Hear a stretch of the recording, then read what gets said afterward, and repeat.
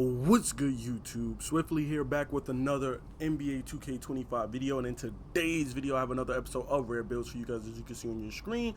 In today's episode we are making a back-to-basket wing, but before we get into the build, I just want to ask you guys, can you please be sure to drop a like on the video. Dropping a like on the video helps the channel to grow, helps me get my video in the algorithm so more people can see the builds and whatnot. Would greatly appreciate if you guys could drop a like on the video.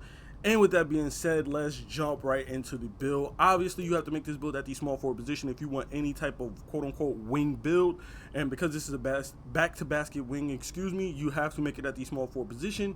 For height, I went 6'8", 229, and I do believe you have to go 6'8" or taller just so you can have the higher inside attributes. As you can see, that +4 and +1 to standing dunk and whatnot. But everything else you can tweak to your liking. I went 229. You can also play with the wingspan. If you care about having a 95 strength, you can go 7 foot on the wingspan, so you can have that 95. You see that +6. Or if you care about having a standing dunk, you can go 7'1" on the wingspan and get the 99 standing dunk, but that will bring your strength down to a 93. So the badges that you might get at a 95 strength, you will lose out on for going 7'1" on a wingspan. You can go higher on the weight, but I mean, that's up to you. If you're gonna go up on a wingspan, I would go higher on the weight. If you aren't going to go up on a wingspan, then I would keep the weight at 229 and just go with the 7-foot wingspan. So again, it's totally up to you what you're going to do.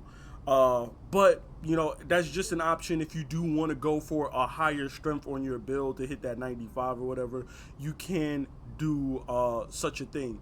And also with the 7'1" wingspan, I forgot to put in, I played around with 2 different versions of this build with the back-to-basket wing. I played around a version that didn't have block, and I played around with the version that did have a block. So that's another reason why I went with the 7'1", because if you notice, 7 foot only gives you an 86 block, where 7'1" gives you a whole 88. Which is pretty nice, but that's really the only main difference, is the block and the 99 standing dunk. If you don't care about that, 7-foot wingspan, 95 strength, and you still get, you know, decent block if you do want to go with the block. But I didn't go with the block on when I did that or whatever. But either or version is totally up to you, whichever you decide. Enough yap, let's get into these attributes. Now, for this build, I went with a 96 on the close shot, which is going to get you Hall of Fame float game, and of course Hall of Fame paint prodigy. And if you go back, you can see you can get a 99 close shot. So if like legendary float game or legendary paint prodigy is something that you strive to get, you can use your cap breakers to get that. We went 62 on the layup. We went 80 on the driving dunk, which is going to get us decent dunk packages. We're going to have bronze posterizer, and you'll be able to, efficiently, dunk the ball. You're not going to be too one-dimensional where you're just only going to be able to post up because you're a back-to-basket wing. You'll be able to get to the rim, and dunk the ball and whatnot. For the standing dunk, we do have a whopping 95 standing dunk, along with a whopping 96 post control, which is going to get us gold unpluckable, Hall of Fame hook specialist, and Hall of Fame post-up poet. For the shooting, we're going with a 71 on the mid-range. Now, I know people are going to say, oh man, 71 on the mid-range, why wouldn't you go higher, yada, yada, yada. Do keep in mind, again, you have cap breakers. You can always raise this so you could get a higher level of post-fade phenom. Remember that you do have, a 91 mid-range. You can tweak the build to go higher if you choose to do so. But I just went with 71 just because I kind of want to make sure that this build is well-rounded. I don't want to just be offense only. I want this build to have some type of defense. I want this build to have some playmaking. Again, here on this channel, I try to stay away from just one-dimensional builds that can only just do finishing, only do shooting. If it's a niche build, sure, but I don't really like making builds like that, because then you're kind of like just a liability, you know what I mean? So I went 71 on the mid-range. If I was going to take anything away, I guess you could take down your playmaking down some, take your playmaking down, and then you could put a little more to mid-range and get a higher level of post-fade phenom, but you're still going to have really high levels of hook specialist, post powerhouse, and post-up poet. So not having a super high level of post-fade phenom isn't going to hurt you too much. Plus you have your max +1 that you can put on this and still walk away with gold phenom, post phenom, along with Hall of Fame post-up poet, hook specialist, and post powerhouse as well too. So you don't forget you have the +1 as well as your cap breaker to raise that up if you choose to do so. Moving on to the playmaking, we do have a 75 on the pass accuracy. Usually I strive for a 78, but we had to make an exception just so that we can get a little bit better on the playmaking side of things. I went with a 77 ball handle. And you'll see why later when we get to the strength section. But I went 77 on the ball handle, which we already have gold unpluckable. The ball handle isn't as important unless you need certain dribble animations. So if you need certain dribble animations, then feel free to raise your ball handle higher. But 77 for me, 75 with the speed with ball for Silver Lightning launch. And then finally, on our defensive side of things, we have a 72 on interior defense. We have a 74 on the perimeter defense, which is going to get us those bronze badges, defensively challenger, on-ball menace, and pick dodger, and immovable enforcer.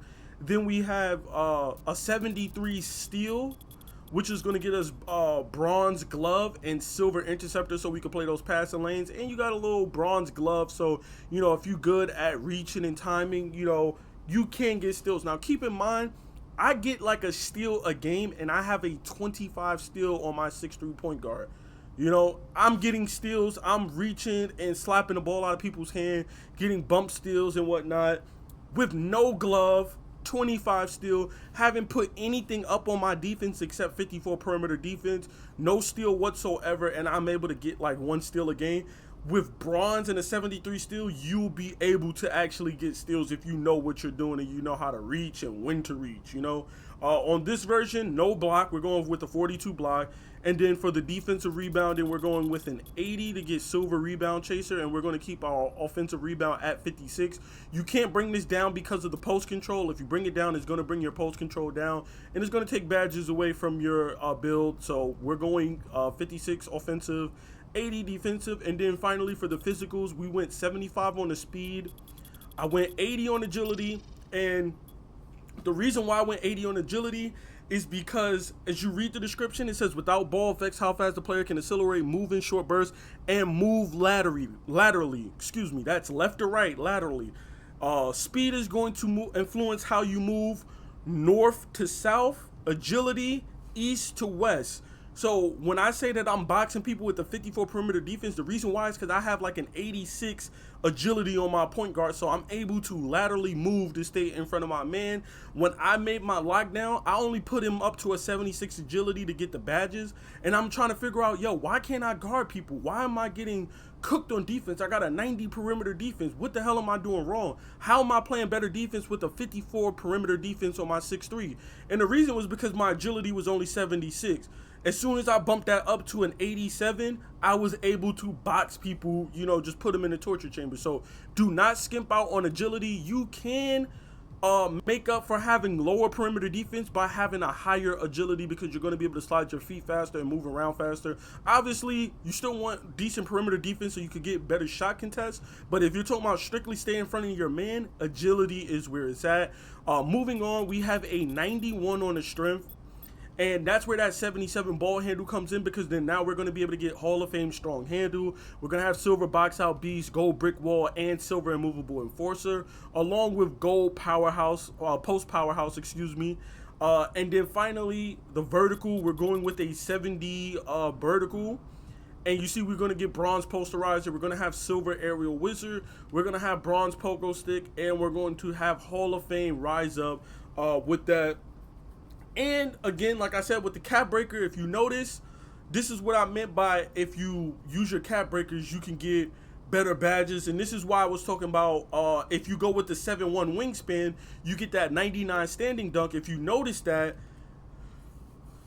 we have a 95 standing dunk. You get 5 on the cap breakers, so plus 4 to your standing dunk will give you 99, right, for rise up. And then that extra cap breaker going into your vertical for 71 would have gotten you legendary rise up. Now, in this version of the build, obviously I went 7 foot on the wingspan, but if you do go 7-1 on the wingspan, you can then use your cap breakers and get legendary rise up. So that's why I was making the distinction in the beginning of this video. No, it sounded like I was just yapping, but I promise you that was the reason why I was trying to make the distinction. I made 2 different versions of this build. One with the 7 foot wingspan, and one with the 7-1 wingspan. So that's really the major differences or whatever with this build.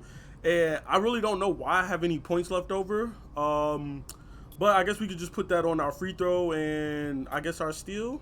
Go 74 on the steal like that. And then, of course, when we create our build, we see these shades of. We see James Worthy. We see Rui Hachimura, and of course Keldon Johnson for the San Antonio Spurs. And then of course our build name is a back-to-basket wing. So there you have it. This is my back-to-basket wing for NBA 2K25. Please be sure to drop a like, comment, and subscribe for more NBA 2K25 content. And of course more rare builds like this. I'm out, y'all. Peace.